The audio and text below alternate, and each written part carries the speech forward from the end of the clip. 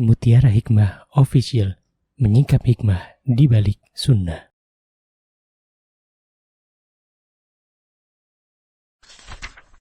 Salurkan donasi terbaik Anda untuk mendukung dakwah Mutiara Hikmah Official.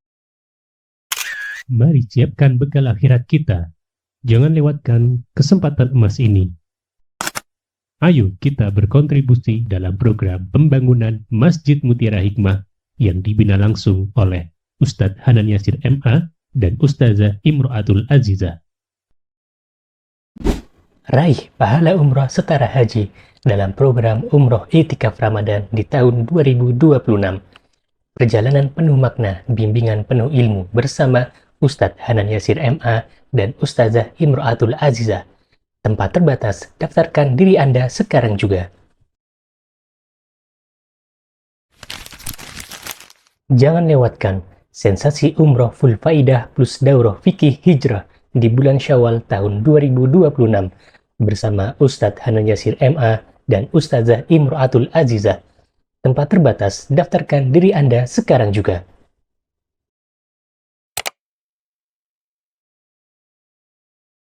Baik teman-teman yang saya cintai karena Allah, hari ini insyaAllah kita akan membahas buku Al-Wasilah Al-Mufidah fi Hayatis Sa'idah, karya Syekh Sa'di rahimahullahu ta'ala. Dan kita sudah sampai di bab keberapa? Ketiga. Bab 2 sudah selesai kan? Coba dilihat lagi ya. Baik, sekarang kita pembahasan di bab ketiga nggih. Ya, baik, silahkan teman-teman. Yang punya bukunya boleh dibuka, yang tidak punya juga tidak apa-apa. Didengarkan, dicatat. Baik, Syekh Sa'di rahimahullahu ta'ala, beliau berkata di dalam kitab beliau, bahwa untuk mendapatkan kebahagiaan, baik kebahagiaan yang akan diraih oleh seorang hamba di dunia maupun di akhirat, di antaranya adalah banyak-banyak berzikir kepada Allah Subhanahu wa ta'ala. Dan zikir ini teman-teman adalah ibadah. Zikir ini apa? Ibadah. Ketika Allah Subhanahu wa ta'ala menginginkan kebaikan untuk seorang hamba, maka Allah mudahkan ia untuk berzikir. Dan berzikir ini juga bisa dilakukan oleh wanita-wanita yang sedang mengalami haid. Jadi kadang tuh ada pertanyaan muncul, Ustazah, kalau kita ketemu 10 hari terakhir Ramadan, biasanya begitu ibu-ibu tuh, ya, atau ketemu dengan Ramadan, terus pas kondisinya lagi haid, apa yang harus dilakukan?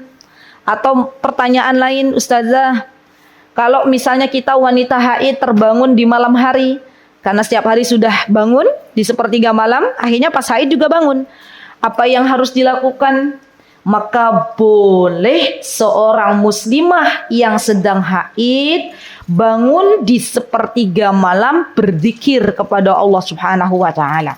Dan zikir ini teman-teman diibaratkan seperti makanan yang sangat baik untuk tubuh kita. Imam Ibnul Qayyim pernah berkata bahwa di dalam jasad manusia itu terdapat hati. Dan hati ini perlu nutrisi, perlu makanan yang berkualitas. Kalau kita ingin hatinya bersih, kalau kita ingin hatinya dihidupkan oleh Allah Subhanahu wa ta'ala, maka berikan makanan, berikan haknya hati kita. Dan di antara makanan yang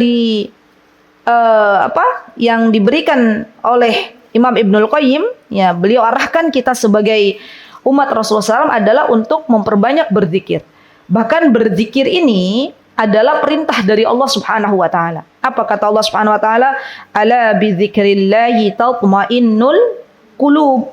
Dengan berzikir kepada Allah, dengan banyak mengingat Allah, maka hati menjadi tenang. Ingat teman-teman, mengingat Allah itu real dalam kehidupan nyata, bisa dengan membaca doa sehari-hari. Itu berzikir. Jadi berzikir itu bukan hanya membaca subhanallah walhamdulillah wala ilaha illallah wallahu akbar, atau membaca la haula wala quwata illa billah, atau kita membaca hasbunallahu wa ni'mal wakil, atau kita membaca la ilaha illallah wahdahu la syarika lahul mulku wa lahul hamdu wa huwa ala kulli syai'in qadir. Bukan hanya itu. Tapi teman-teman mau keluar rumah, baca doa, itu sudah masuk berzikir. Teman-teman naik kendaraan, baca doa, masuk dalam kategori berzikir. Makan, teman-teman makan, ada di makanan di depan kita, misalnya minuman, ini minuman, makanan. Kemudian teman-teman mulai mengingat Allah Subhanahu wa Ta'ala, ada hidangan makanan di meja. Terus teman-teman pandang itu makanan itu. Ya, enggak tahu saya kalau ilmu apa namanya, mindful eating. Jadi kan sekarang banyak tuh kaidah-kaidah kalau makan tuh sadar katanya gitu ya. Kalau kita makan tuh jangan sambil nyekrol HP gitu ya. Pernah dengar nggak ya teman-teman? Kaidah itu. Jadi mindful eating apa ya namanya ya? Jadi, Mbak apa namanya Mbak? Eating mindful kebalik. Eating mindful ya. Nah, itu kan ada tuh ya. Kita sadar kalau kita lagi makan. Ternyata di dalam Islam juga diajarkan. Kalau kita makan, letakkan HP, ya jangan ada yang mendistrak apa yang ada di depan mata kita. Kemudian Masya Allah kita makan dengan penuh kesadaran. Kita Masya Allah misalnya ada sayuran di depan kita, ada protein gitu ya. Terus ya Allah Masya Allah makanan ini dari Engkau ya Allah. Terus bersyukur kepada Allah, alhamdulillah. Ya Allah, saya makan makanan yang ada di depan ini agar ibadahku lebih kuat. Nah, itu dalam rangka berzikir loh. Jadi berzikir tuh bukan hanya membaca kalimat-kalimat istighfar, tapi ketika kita berupaya mengingat Allah, ya berupaya Masya Allah bersyukur kepada Allah atas nikmat makanan yang Allah hidangkan sampai ke meja makan, itu juga namanya berzikir teman-teman. Ya. Kemudian kita katakan, ya Allah, alhamdulillah, terima kasih atas hidangan makan ini, ya Allah. Jadikan makan ini sebagai makanan yang masuk ke dalam tubuh hamba dan kelak akan menguatkan tubuh hamba agar lebih maksimal dalam beribadah kepadamu. Masya Allah.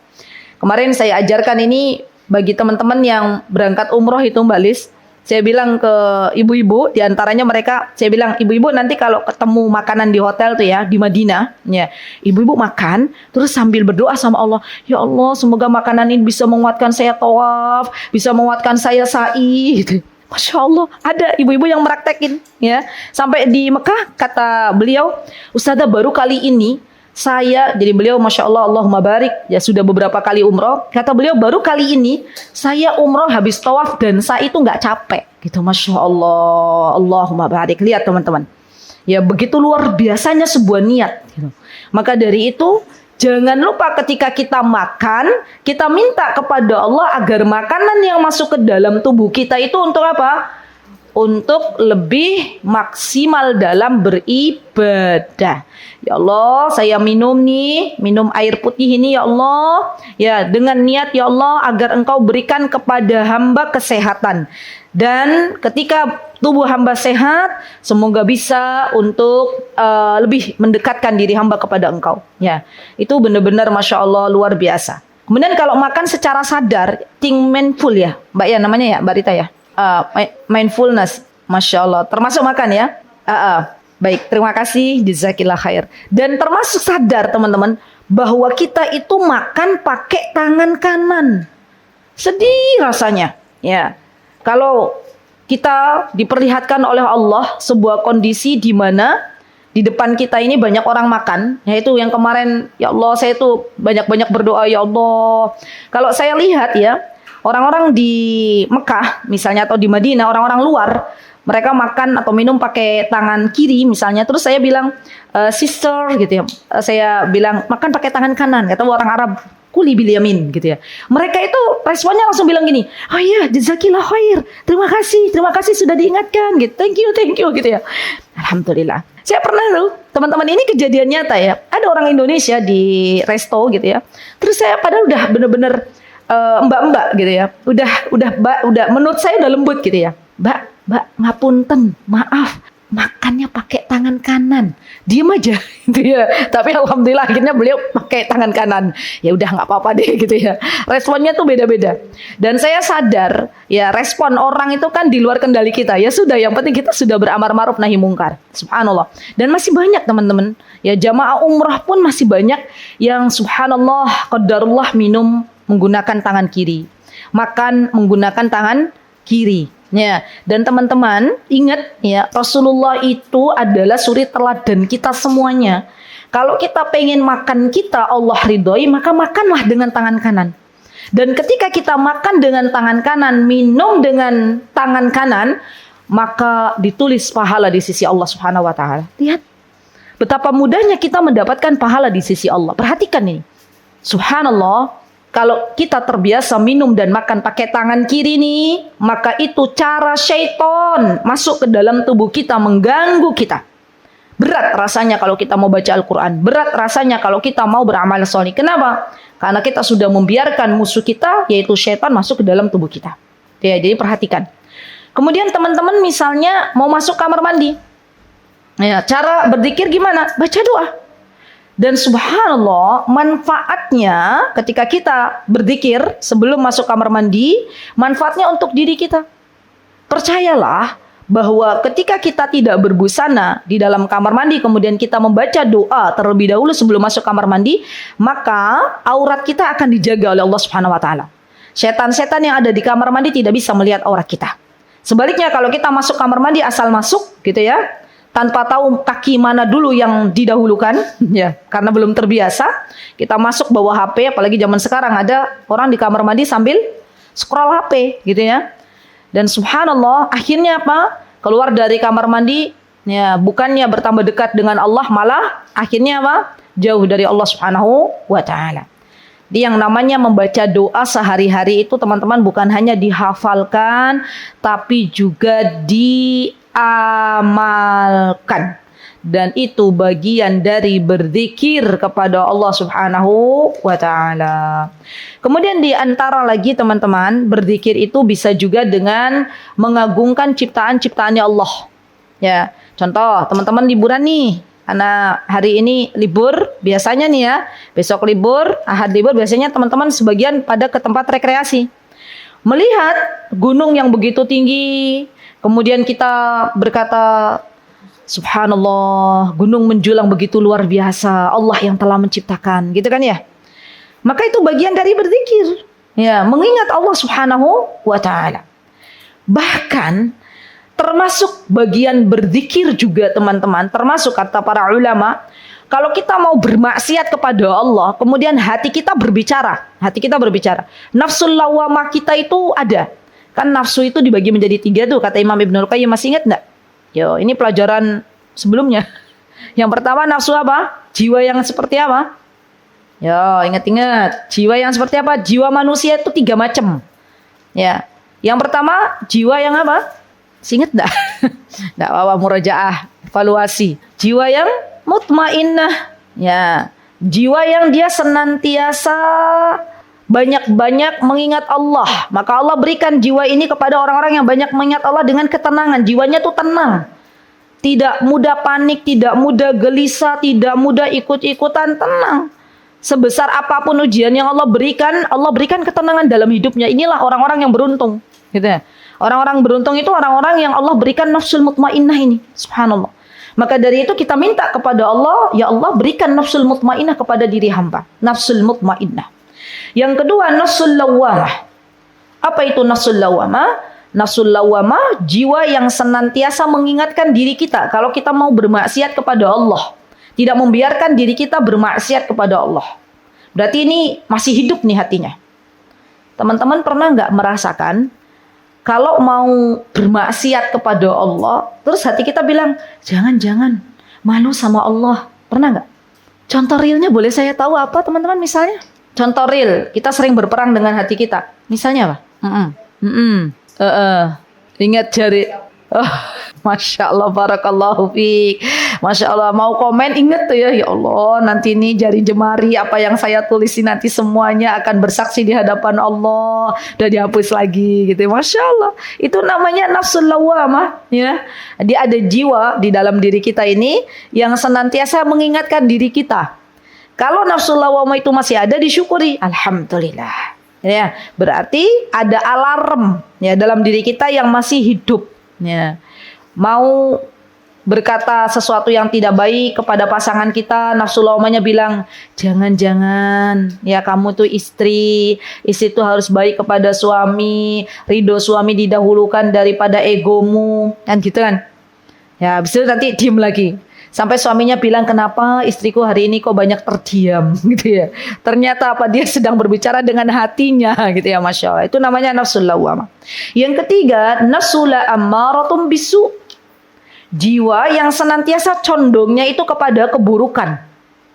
Nah ini nih, gak bisa mengalahkan egonya.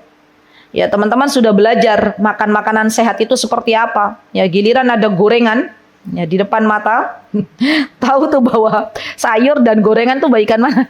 Bagusan mana? Bagusan mana teman-teman, jujur. Ada sayuran tuh di depan mata gitu ya, ada salad gitu ya, Masya Allah yang enzim-enzimnya bagus kalau kita makan, terus ada gorengan, kira-kira kita pilih yang mana? Jujur ya, gorengan.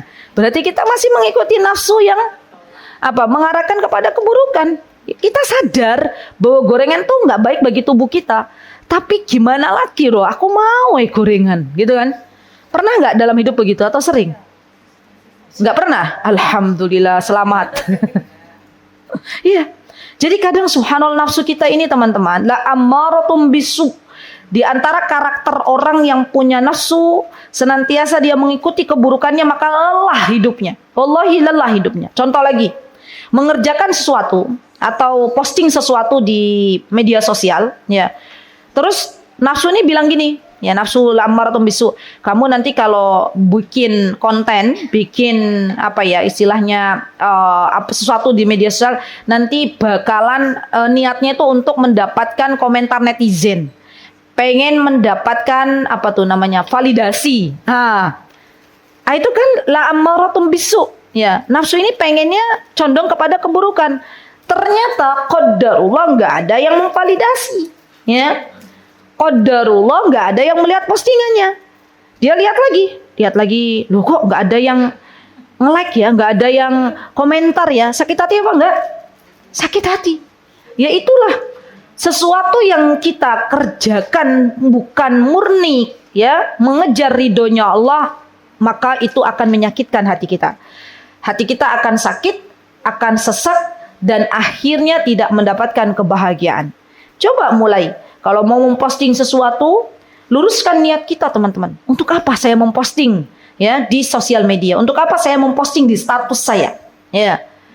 Katakan pada diri kita, ya Allah semoga ini bisa diambil manfaatnya. Ya, maka insya Allah mau ada orang yang komentar atau tidak, kita tidak terlalu sakit hati. Toh pahala sudah dicatat oleh Allah Subhanahu wa taala. Kita mendapatkan kebahagiaan. Baik. Kemudian di antara berzikir yang disebutkan oleh Imam Ibnul Qayyim, katanya beliau menyebutkan dalam kitab Miftadarus Sa'adah adalah membaca Al-Qur'an serta mentadabburinya. Ini penting nih teman-teman. Yuk bismillah yuk. Luangkan waktu, bukan waktu yang tersisa, tapi kita benar-benar punya waktu.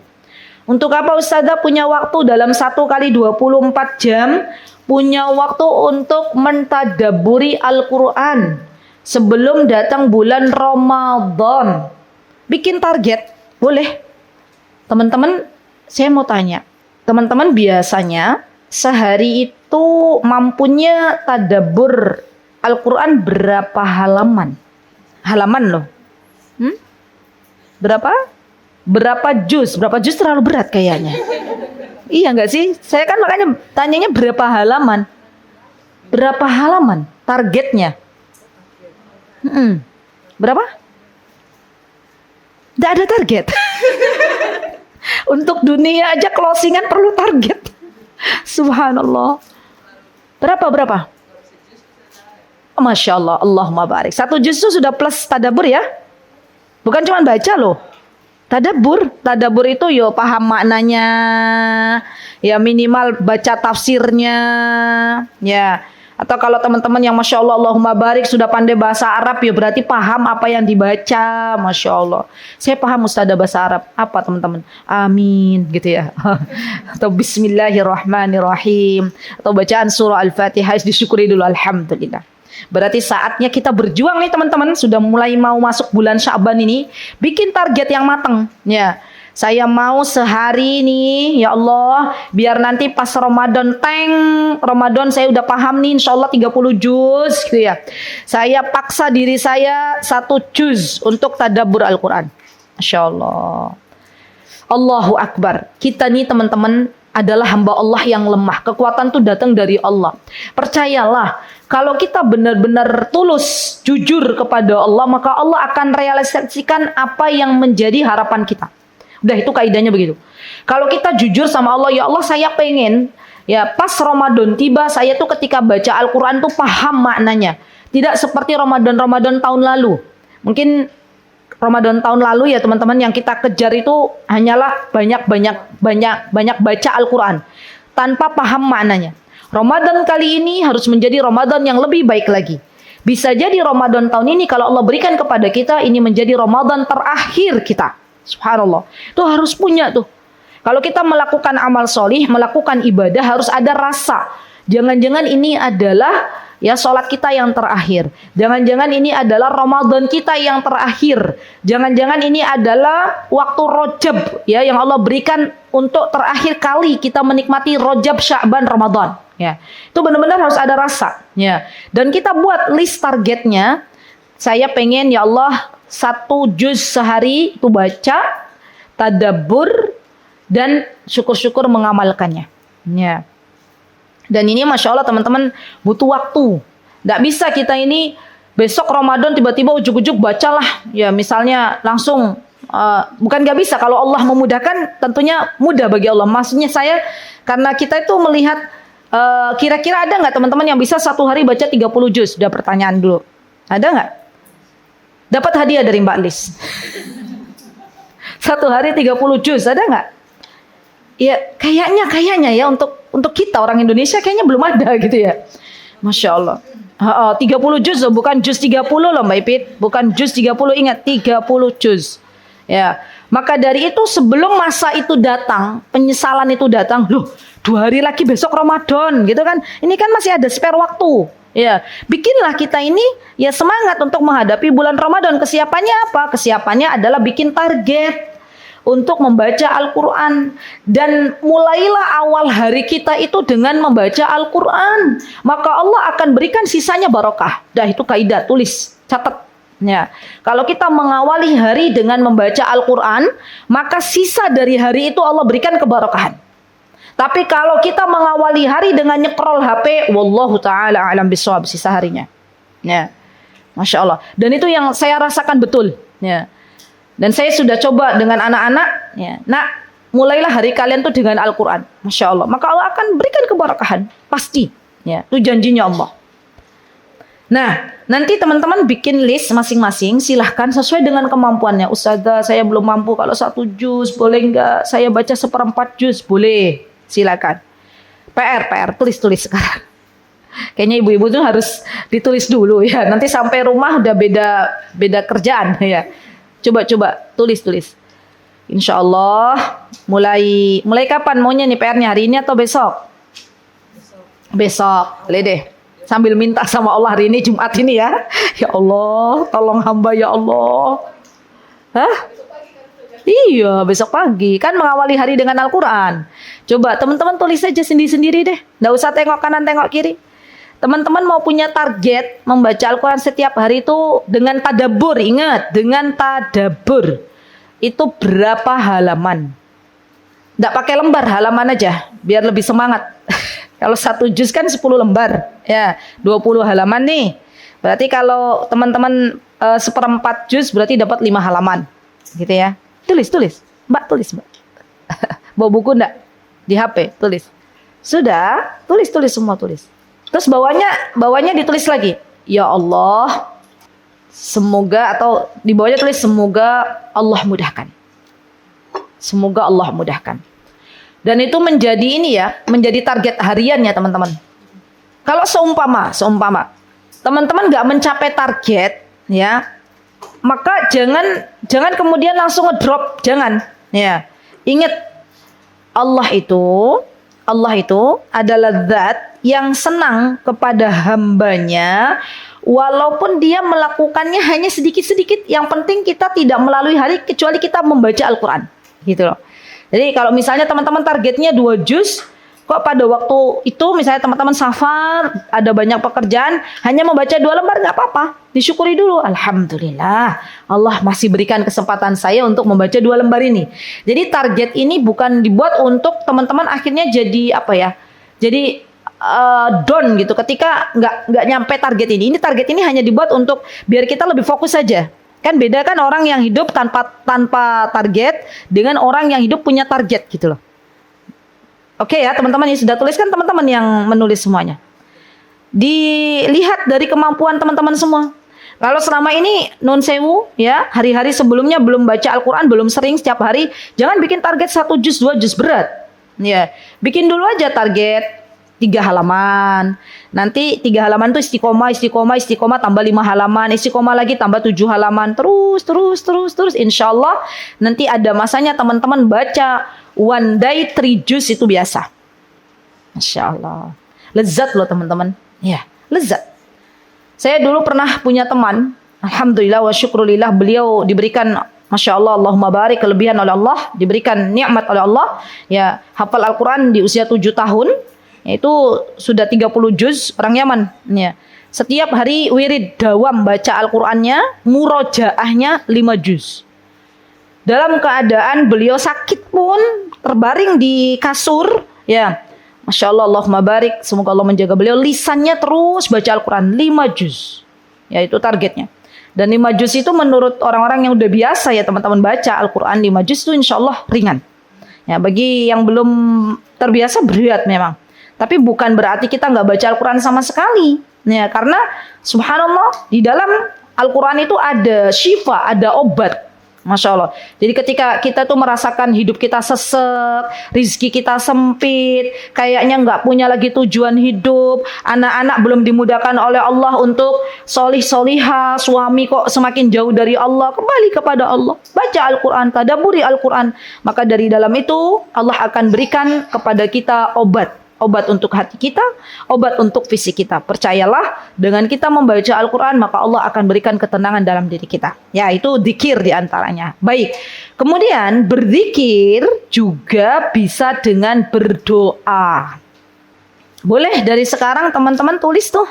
Ya Allah, saya pengen meminta kepadamu apa listnya. Ya doa ini minta begini. Boleh silahkan ditulis nanti ya. Atau teman-teman, Ustazah, kalau saya karena yang namanya berdoa itu teman-teman ya, para ulama berbeda pendapat dalam masalah doa. Ada yang pendapat pertama, ada yang mengatakan bahwa kita itu berdoa kepada Allah tuh meminta kebaikan. Allahumma inni as'aluka minal khairi kulli ajilihi wa ajilihi ma 'alimtu minhu wa ma lam a'lam. Ya Allah, aku memohon kepadamu kebaikan dari seluruh kebaikan, baik yang engkau segerakan maupun yang engkau tunda, baik yang hamba ketahui ataupun yang tidak hamba ketahui. Berarti secara ijmal, secara global. Ada juga yang kedua yang membolehkan untuk detail, ya Allah, hamba memohon kepadamu ya Allah agar engkau berikan kepada hamba keturunan. Rabbi habli minas salihin. Ya Allah, berikanlah kepada hamba kebersihan hati, kejernihan hati. Allahumma tahhir qalbi. Itu boleh. Jadi kalau teman-teman minum zam-zam atau berdoa kepada Allah di hari Jumat ini, jangan lupa minta kebersihan hati. Karena apa yang akan kita lakukan setelahnya itu berkaitan erat dengan hati kita. Ya. Jadi kadang kita lupa, kita minta sama Allah, ya Allah tolong hamba begini, tapi kita lupa berdoa kepada Allah, ya Allah angkatlah kelalaian dari mengingatmu. Banyak orang diuji sakit, memperbanyak doa, ya Allah angkatlah sakit dari dalam tubuh hamba.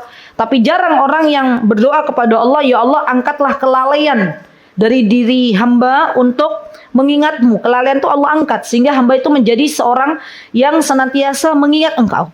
Nah itu Masya Allah, jarang kita berdoa seperti itu. Maka berdoalah kepada Allah. Ya, minta sama Allah. Dan kaidahnya teman-teman, dalam berdoa itu harus yakin 100%. Gak bisa 99%. 100%. Yakin. Dan doa itu bagian dari berzikir, mengingat Allah. Tidaklah seorang hamba menengadahkan tangannya meminta kepada Allah kecuali Allah berikan taufik itu kepadanya. Jadi jangan kita dibuat, duh kok saya udah berdoa kok nggak diijabah-ijabah ya Us, gitu ya misalnya. Saya udah minta ini kok malah Allah kasihnya itu. Ya, misal, teman-teman misal ada yang punya pikiran begitu ya. Saya minta pasangan hidup yang gantengnya luar biasa kok dikasihnya yang pas-pasan gitu ya. Itu baik. Ya hati-hati yang punya suami ganteng zaman sekarang. Ya. Itu juga apa teman-teman? Apa sasaran empuk ya bagi para wanita-wanita yang belum memiliki pasangan. Nah, jenengan minta suami yang ganteng tapi Allah kasih suami pas-pasan, insya Allah itu kebaikan bagi jenengan dunia dan akhirat. Ya, dan lebih menenangkan tentunya. Ya. Jadi kembali lagi bahwa doa itu teman-teman adalah bagian dari berzikir kepada Allah Subhanahu wa taala. Gitu ya. Baik. Kemudian apalagi berzikir itu apa yang harus kita lakukan Ustazah selain tadi doa, baca doa pagi, petang boleh, zikir sobah dan zikir masa itu juga harus dijaga.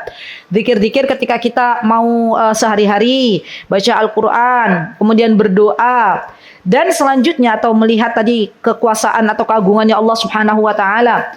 Oh iya, dan berzikir itu termasuk diantaranya teman-teman, ketika kita benar-benar ingin ya memperbaiki diri kita, kualitas hidup kita dengan datang ke majelis ilmu. Jadi ini namanya majelis zikir.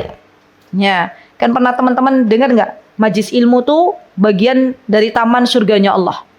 Dan ada yang mengatakan majelis ilmu tuh yang majelis zikir gitu ya. Maksudnya zikir apa? Di dalam majelis ilmu kita diingatkan dengan kebesarannya Allah, dibacakan firman-firmannya Allah, dibacakan sabda-sabdanya Rasulullah. Jadi kalau kita pengen teman-teman ya ditenangkan hatinya oleh Allah, diberikan kebahagiaan oleh Allah Subhanahu wa taala di dunia dan di akhirat, maka jangan tinggalkan majelis ilmu. Karena majelis ilmu ini adalah majelis zikir. Di dalam majelis ilmu itu Allah turunkan malaikat ya untuk turut serta ikut bergabung dalam majelis ilmu. Kemudian Allah turunkan ketenangan di dalam hati orang-orang yang belajar mengenal Allah Subhanahu wa taala. Allah berikan rahmatnya, wa ghasyiyatuhumur rahmah. Allah berikan kasih sayangnya kepada kita semuanya, dan tidaklah orang keluar dari majelis ilmu kalau hatinya bersih, niatnya lurus, kecuali pasti Allah akan berikan ketenangan. Ustazah, saya kok keluar dari majelis ilmu terasa hampa ya, gitu katanya. Misal contoh ada orang begitu, saya keluar dari majelis ilmu kok malah rasanya capek gitu ya. Berarti ada yang salah. Salahnya di mana? Wallahu taala alam. Mungkin dari niat kita, ya. Kita datang ke majelis ilmu bukan karena Allah, bukan ingin menghilangkan kebodohan dari dalam diri kita, tapi pengen ketemu besti, ya. Atau kita datang ke majelis ilmu karena punya baju baru biar dilihat oleh besti, ya.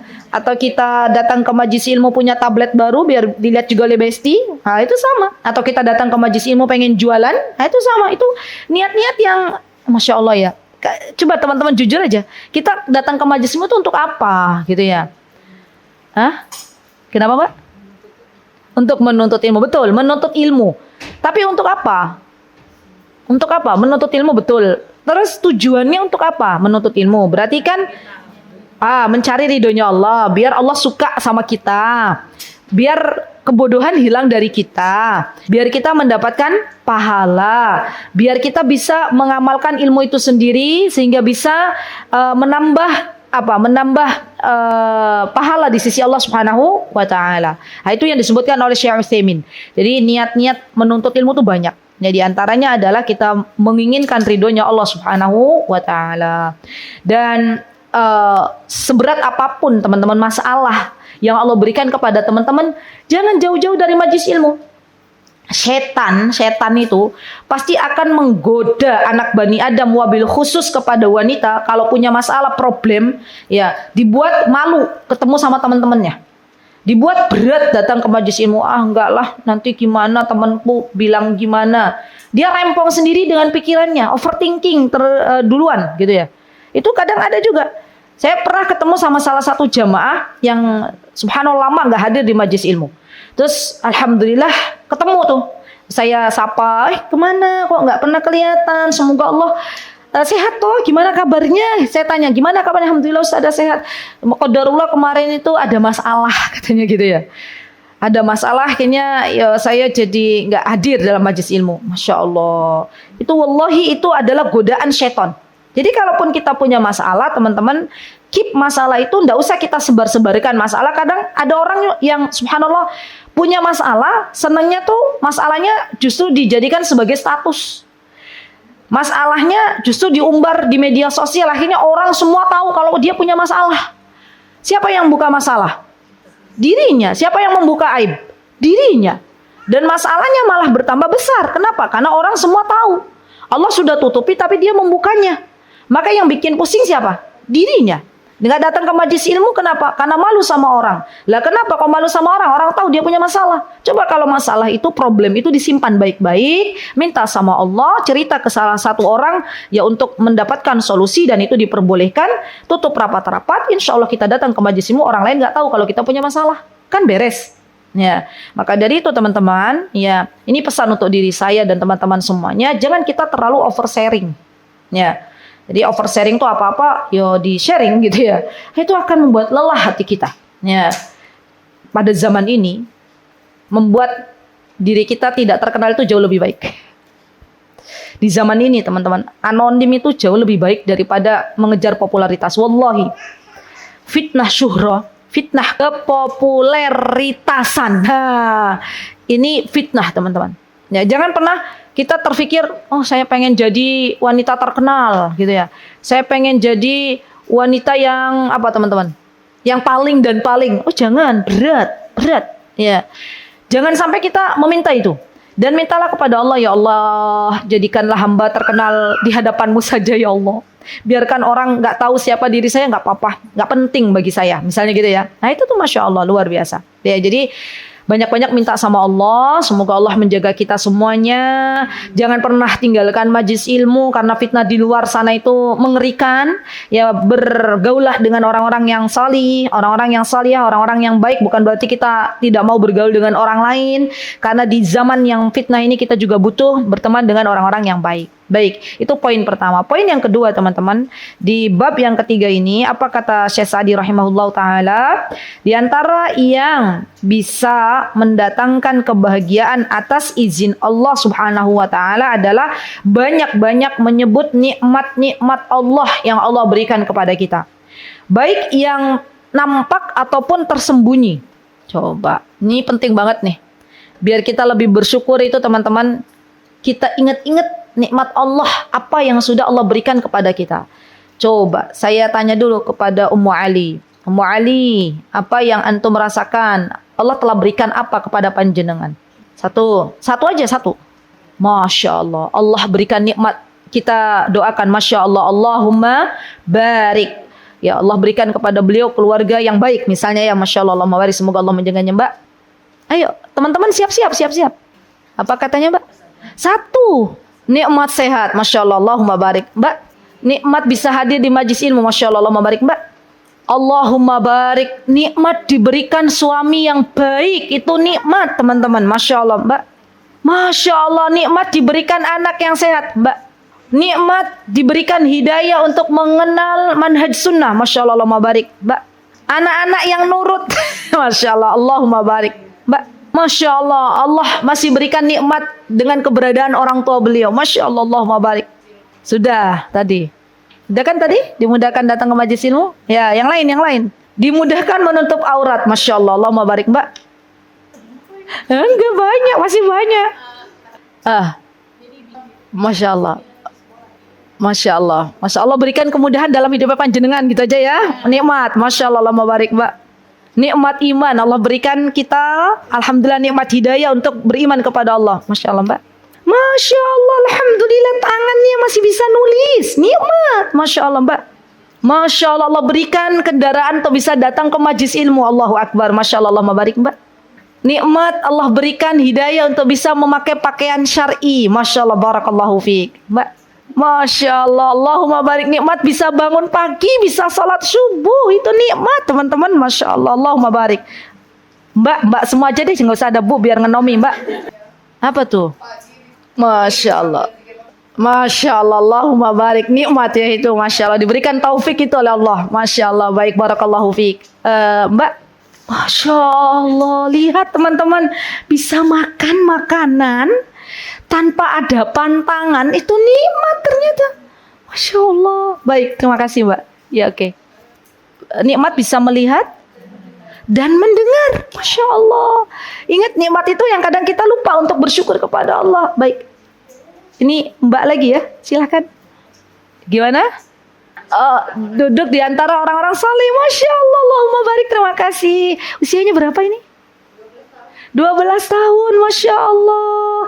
Saya doakan semoga Allah mudahkan dalam belajar. Jangan pernah lelah untuk belajar ya nak ya. Apa kata Imam Syafi'i? Kita itu sekarang itu tidak apa-apa menikmati lelahnya belajar daripada kita nanti capek ya menikmati lelahnya kebodohan gitu ya. Jadi nggak apa-apa. Bismillah ya. Semoga Allah mudahkan. Baik. Monggo silakan. Taat kepada siapa tuh? Taat kepada Allah. Terus? Masya Allah, nikmat diberikan kemudahan untuk taat kepada Allah. Cukup lah ya, insya Allah ya. Baik, Masya Allah. Terima kasih teman-teman. Masya Allah, ya tidak semua diri kita itu diberikan kemudahan untuk mengingat-ingat nikmat yang Allah berikan kepada kita. Ya, pernah nggak teman-teman suatu hari jatuh gitu ya, terus apa tuh namanya jari jemarinya nggak bisa ditekuk? Pernah nggak? Saya itu kemarin ketemu sama salah satu pasien di rumah terapi itu, yang beliau tuh bilang ke saya, sebelum saya terapi ke sini, salah satu jari jemarinya beliau tuh nggak bisa ditekuk, nggak bisa, ya kaku, ya. Lihat, coba teman-teman pegang jari jemarinya, lengkap? Coba ditekuk, coba ditekuk jari jemarinya, tekuk. Semua udah ditekuk, bisa nggak? Ada yang nggak bisa nekuk jari? Semua bisa ya? Alhamdulillah, itu nikmat. Ada di antara wanita yang nggak bisa nekuk jarinya, Masya Allah. Dan itu apa? Ya itu ujian dari Allah Subhanahu wa Ta'ala. Nah, agar kita lebih mudah untuk mengingat nikmat-nikmat yang Allah berikan kepada kita, maka ya kita lihat dalam tubuh kita nih. Ya. Allah menyuruh kita untuk memperbanyak melihat diri kita. Kemudian setelah itu kita ingat nikmat-nikmat Allah yang begitu luar biasa. Ya, jantung bisa berdegup, bisa apa tidak memakai ring apa tuh namanya cincin itu ya. Itu juga luar biasa loh, nikmat. Ya, dimana banyak sekarang orang kalau mau bernafas dengan baik gitu ya, atau jantungnya bisa berdegup dengan baik itu pakai ring gitu kan. Alhamdulillah ustazah saya nggak pakai rang-ring gitu ya. Alhamdulillah, bersyukur kepada Allah. Alhamdulillah teman-teman kita nggak harus cuci darah. Ya Allah, berapa banyak pasien-pasien yang di rumah sakit bolak-balik rumah sakit untuk apa? Cuci darah. Siapa yang mencuci darah kita? Allah, sudah. Itu disyukuri, alhamdulillah. Maka di antara kebahagiaan kata Syekh Sa'di rahimahullahu taala agar kita mendapatkan ketenangan jiwa adalah dengan banyak-banyak bersyukur. Ingat-ingat nikmat Allah, baik yang terlihat maupun yang tidak terlihat, baik yang nampak maupun yang tidak nampak. Yang tidak nampak itu apa misalnya? Hati yang senantiasa bersyukur. Itu nikmat. Ridho, Masya Allah, dengan ketetapan Allah itu nikmat. Tidak semua orang itu bisa diberikan oleh Allah Subhanahu wa Ta'ala keridhaan. Tidak semua orang diberikan legowo oleh Allah ya ketika menghadapi sebuah masalah yang tidak sesuai dengan harapannya. Ketika teman-teman Masya Allah diberikan oleh Allah ya ridho dengan ketetapan Allah, itu nikmat. Ketika Allah berikan kesabaran untuk kita, sabar itu kan sesuatu yang nggak nampak ya teman-teman, sabar. Maka itu juga nikmat, Masya Allah. Karena banyak orang-orang yang ketika Allah berikan ujian dia tidak sabar. Nah, gitu ya. Baik. Jadi baik yang nampak ataupun yang tidak nampak. Kemudian termasuk faktor yang mendukung dalam hal ini adalah mengikuti petunjuk Nabi kita Muhammad sallallahu alaihi wasallam. Nah, ini nih. Coba teman-teman lihat, ya ada di halaman 29. Apa petunjuk dari Rasulullah SAW? Petunjuk dari beliau adalah agar kita melihat ke arah yang lebih bawah ketika dalam perkara dunia. Nah ini nih, Kadang kita nggak sadar ya teman-teman. Saya kira teori ini insya Allah teman-teman sudah sering dapatkan. Ya, bukan hanya di sini, tapi juga sering teman-teman dapatkan di majelis ilmu. Apa kata Rasulullah SAW? Unduru ila man huwa aswala minkum, wa la tanduru ila man huwa fawqakum. Fa innahu ajdaru an la tazdaru ni'matallahi alaikum. Kata Rasulullah, lihatlah orang yang berada di bawah kalian, dan janganlah melihat orang-orang yang berada di atas. Karena hal tersebut lebih memungkinkan untuk tidak mengabaikan nikmat-nikmat Allah yang Allah berikan kepada kita. Berarti ini kaidah. Kalau kita dalam masalah perkara dunia, maka lihatlah orang yang lebih bawah dari kita, bukan yang lebih atas dari kita. Tapi kalau kita melihat perkara agama, ya maka boleh kita melihat orang yang lebih atas daripada kita. Nah, itu boleh, silakan. Dan hanya ada dua hal yang diperbolehkan kita untuk hasad. Bukan hasad namanya, tapi ghibthah. Ghibthah itu keinginan untuk kita pengen menjadi yang sama. Ya, itu ghibthah. Apa kata Rasulullah SAW? Diperbolehkannya seseorang ghibthah ketika melihat ada orang diberikan harta oleh Allah dan harta tersebut dia bagi-bagikan. Di malam hari dan di pagi hari semua waktunya sibuk bagi-bagi harta. Dermawan. Maka kita boleh berdoa kepada Allah, ya Allah, sebagaimana Engkau telah berikan kepada hamba fulana kenikmatan untuk bisa berbagi harta, berikanlah itu kepada hamba juga. Itu boleh. Atau kita melihat ada orang diberikan ilmu oleh Allah, diberikan Masya Allah ya ilmu agama, ilmu Al-Quran, kemudian dia bagi-bagikan ilmu tersebut siang hari, malam harinya, diajarkan orang-orang untuk membaca Al-Quran dengan baik, ya dia baca Al-Quran itu, maka kemudian kita berdoa kepada Allah, ya Allah, sebagaimana Engkau telah berikan nikmat tersebut kepada diri seorang hamba fulana, maka berikanlah nikmat tersebut kepada diri hamba. Itu juga diperbolehkan. Ya. Selain itu tidak boleh. Ghibthah itu kita menginginkan apa yang Allah berikan kepada orang lain, Allah berikan juga kepada kita. Itu hanya dalam dua hal saja, Bu, di agama kita ini.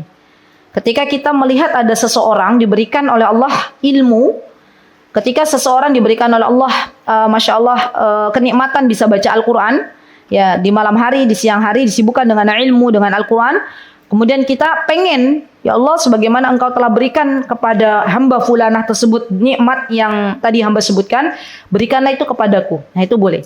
Yang kedua, ketika kita melihat ada seorang hamba fulanah diberikan harta oleh Allah, dia bagi-bagikan harta tersebut ya di siang hari, di malam harinya. Kemudian kita berdoa kepada Allah, ya Allah, sebagaimana Engkau berikan kepada hamba fulanah harta, kemudian dia bagi-bagikan, maka berikan juga kepada hamba nikmat yang telah Engkau berikan kepada hamba fulanah. Dan ini bukan termasuk bagian dari hasad dan dengki, bukan. Ya. Bahkan teman-teman, Masya Allah ya, sering luput ya dari dalam diri kita, ada waktu mustajab berdoa. Kapan itu waktu mustajab berdoa? Ketika kita melihat kenikmatan yang Allah berikan kepada orang lain, kemudian kita pun berdoa kepada Allah, meminta kenikmatan tersebut, tapi tanpa kita menginginkan kenikmatan tersebut hilang dari hamba Allah yang lain. Itu mustajab. Contoh gini.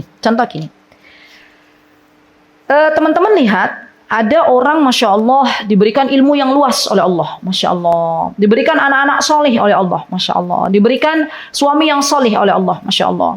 Terus kita bilang sama Allah, ya Allah, saya senang lihat bestiku dapat suami yang salih, Masya Allah. Suami yang penyayang, suami yang lembut, suami yang good looking, good rekening, gitu ya. Misal, kita senang nih, Alhamdulillah, tidak hasad, tidak. Ya Allah, sebagaimana Engkau berikan itu kepada hamba fulana, dan dia menikmatinya, Masya Allah, bahagia, dan saya juga nggak mau kenikmatan tersebut hilang darinya, maka ya Allah berikan juga kepada hamba. Itu boleh, mustajab doanya. Masya Allah. Jadi Masya Allah, ya Allah tuh pengen hati kita tuh bersih terus gitu loh. Masya Allah. Jadi ada kesempatan kita untuk meminta itu kepada Allah. Allah kasih. Ya. Jadi kalau kita lihat kenikmatan orang lain tuh jangan kita hasad. Ya. Tapi kita berdoa, justru itu menjadi sarana kita untuk berdoa kepada Allah. Ya. Siapa yang memberitahukan nikmat tersebut sampai kepada kita? Allah. Tidaklah Allah sampaikan apa yang kita lihat dari kenikmatan yang Allah berikan kepada orang lain, kecuali Allah pasti menginginkan kebaikan untuk kita. Maka orang yang cerdas itu adalah orang yang ketika melihat kenikmatan yang Allah berikan kepada orang lain, justru menambah kedekatan dia kepada Allah, berdoa kepada Allah, minta kepada Allah. Ya, dan ini kata para ulama, waktu mustajabnya kita berdoa kepada Allah. Masya Allah. Jadi dilatih terus teman-teman.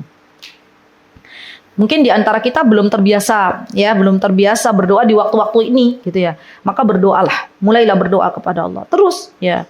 Kalau kita melihat sebuah kebaikan yang Allah titipkan kepada hamba Allah yang lain, maka berdoalah, tidak apa-apa, ya Allah, sebagaimana Engkau telah berikan itu kepada fulana, berikan juga kepada diri hamba. Gitu ya. Bil afiyah. Oh iya, tolong ditulis. Tambahkan bil afiyah. Bil afiyah itu bahasa Indonesianya artinya adalah dengan keselamatan. Jadi kalau minta sama Allah tuh teman-teman tolong diiringi dengan bil afiyah.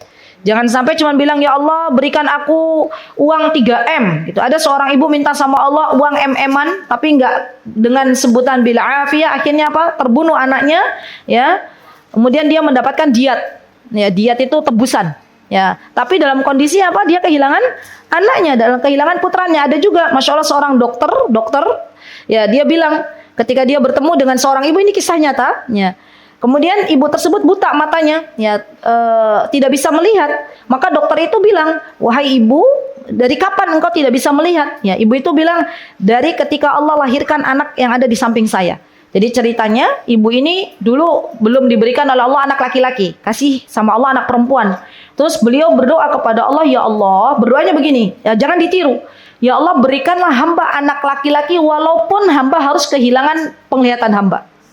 Subhanallah, Allah berikan anak laki-laki.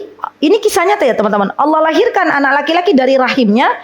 Subhanallah, anak laki-laki ini secara tidak disengaja ketika banyak bergerak ya, kakinya itu mengenai mata ibunya. Dan seketika itu juga Allah cabut ya penglihatannya, subhanallah. Maka dari situ banyak ulama yang mengatakan kalau kita minta sesuatu kepada Allah, ucapkan di belakangnya itu dengan kalimat bil afiyah. Bil afiyah. Ustazah kalau lupa Ustazah apa gitu ya, mau berdoa, aduh kata-katanya opo gitu ya. Ya udah bahasa Indonesia aja, ya Allah dengan keselamatan gitu loh. Bil afiyah. Ya, dengan keselamatan. Jadi kita minta bil afiyah. Ya, Imam Ahmad rahimahullahu taala sampai disebutkan oleh para ulama, Imam Ahmad tuh minta sama Allah, berdoa, ya Allah aku mohon kepadamu diberikan kesempatan untuk menghafal Al-Quran. Waktu itu Imam Ahmad tidak mengatakan bila afiyah, akhirnya Allah Azza wa Jalla takdirkan Imam Ahmad di penjara, dan di saat itu Allah berikan waktu untuk Imam Ahmad baca Al-Quran, menghafal Al-Quran. Di mana? Di penjara. Ya, makanya kita minta bil afiyah. Ya, teman-teman, tolong diamalkan ya. Nanti insya Allah ketika berdoa sama Allah, minta dengan kata bil afiyah. Semoga Allah ridho, semoga Allah berikan yang terbaik untuk kita semuanya, dan semoga doa-doa kita diijabah oleh Allah Subhanahu wa taala. Amin, Allahumma amin. Itu yang bisa saya sharing hari ini. Semoga yang sedikit ini bermanfaat, dan semoga apa yang kita dapatkan pada pagi hari ini menjadikan kita lebih dekat lagi dengan Allah. Semoga Allah Subhanahu wa taala menjadikan ilmu yang kita dapatkan pada pagi hari ini menjadi ilmu yang bermanfaat, dan semoga Allah Subhanahu wa taala lembutkan hati-hati kita. Semoga Allah Subhanahu wa taala jaga keistiqomahan kita. Semoga Allah Subhanahu wa taala jauhkan kita dari fitnah syubhat dan fitnah syahwat. Semoga Allah Subhanahu wa taala wafatkan kita dalam keadaan husnul khatimah. Amin, Allahumma amin. Aqulu qouli hadza wastaghfirullah li wa lakum wa akhiru da'wana alhamdulillahi rabbil alamin. Wassalamualaikum warahmatullahi wabarakatuh. Mutiara Hikmah Official, menyingkap hikmah di balik sunnah.